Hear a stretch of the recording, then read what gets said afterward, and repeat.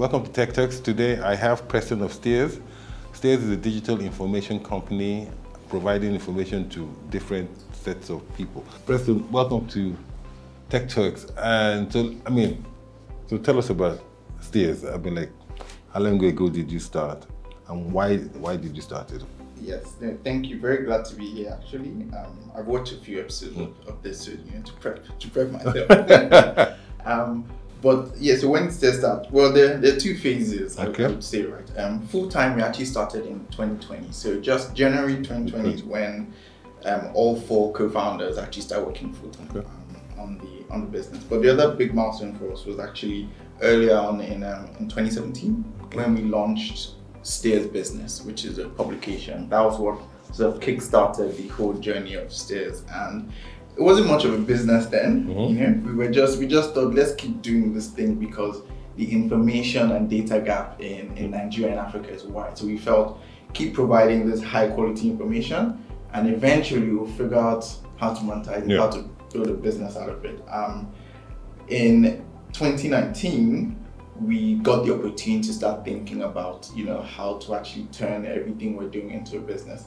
And that was because of traction that we got. In 2019 was the Nigerian elections, the general elections. And so in the build up to the election, people had asked us what we're going to do, because they were looking at us from the publisher's lens, but we looked from the data lens, from the information lens. And so we decided to just pull together all the election results and visualize it, real-time election results on election day.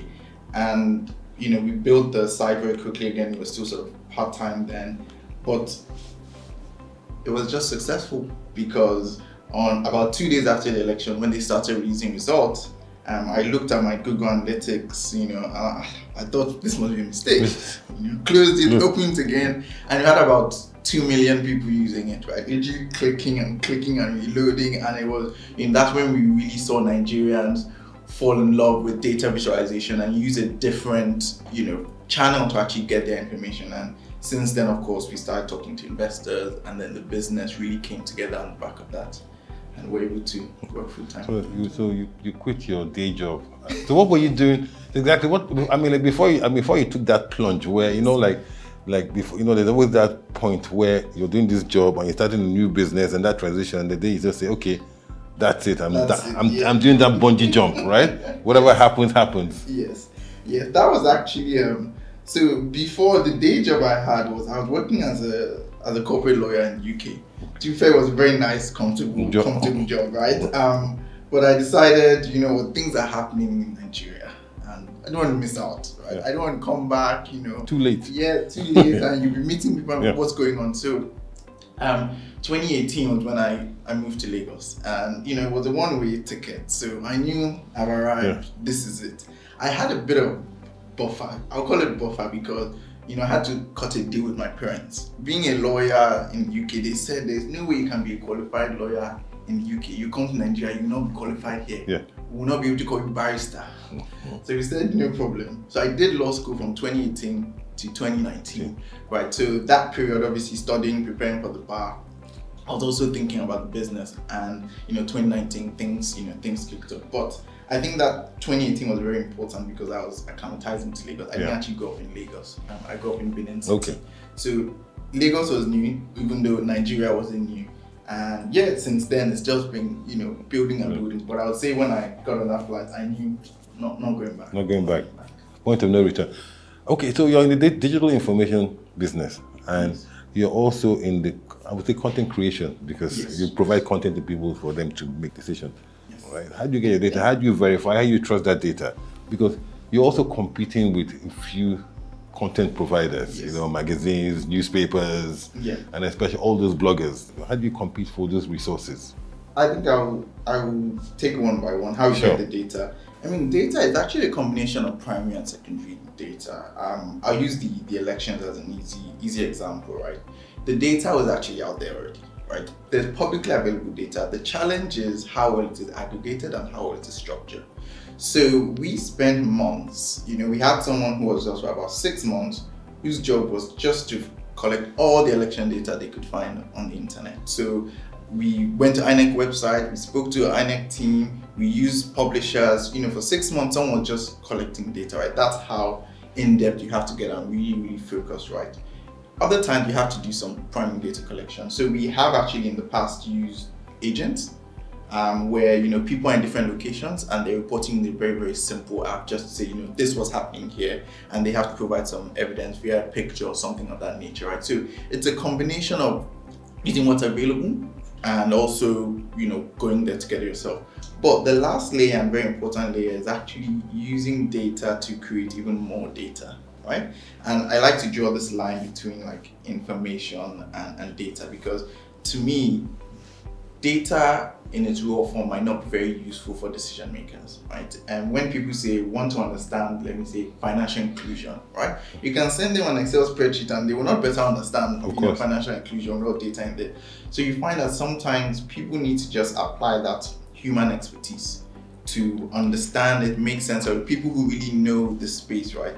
And that's why one of the formats of one of our products is basically a business publication, because there, the real job is getting all that data and turning it into insight, turning it into information by analyzing it, right? So that's the big thing for us. And when you do that, you actually create new data, right? Because either you're sort of predicting something, you're analyzing the past. So after a while, you see the amount of data, the amount of proprietary data you build just grows, because everything you come across, you're taking it in. It could be very simple, like, you're just literally downloading a report, putting it on Google Drive.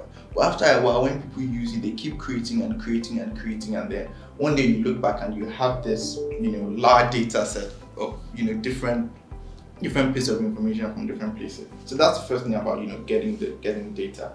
But on the other hand, when you think about talent, now I assume that every startup that's coming has talked about, talent and how difficult it is to find really high quality people. But there's something in Stears' DNA, I would say, from the very beginning. We're 4 co-founders, and 3 of us were actually at the London School of Economics. And there was a kind of culture that we got used to while we were at the LSE, right?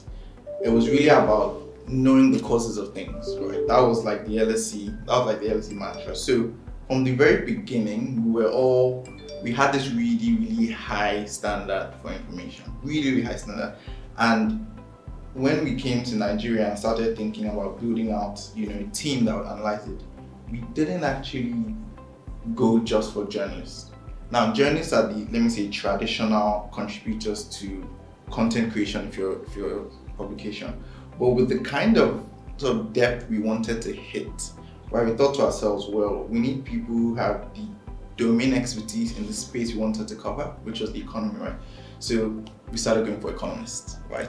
Analysts, those sort of people. So actually, when it comes to the kind of talent that we need, we're more likely to go to a PwC and KPMG to get our people than we would go to, what Business Day or some other publication use.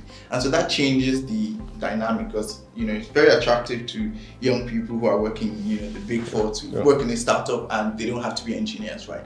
But the talent that we go for is very, very specific, because first, we always say, do you understand this particular sector very well? If you're going to be the person covering energy, our current sort of energy analyst, for instance, worked in was working in a refinery before. So it's that sort of focus to make sure you get people who really understand the topic, and then you teach them to write. Yeah. So that changes the approach, and then everything else is the same. We're all looking for engineers. Everybody's in the same market on those levels.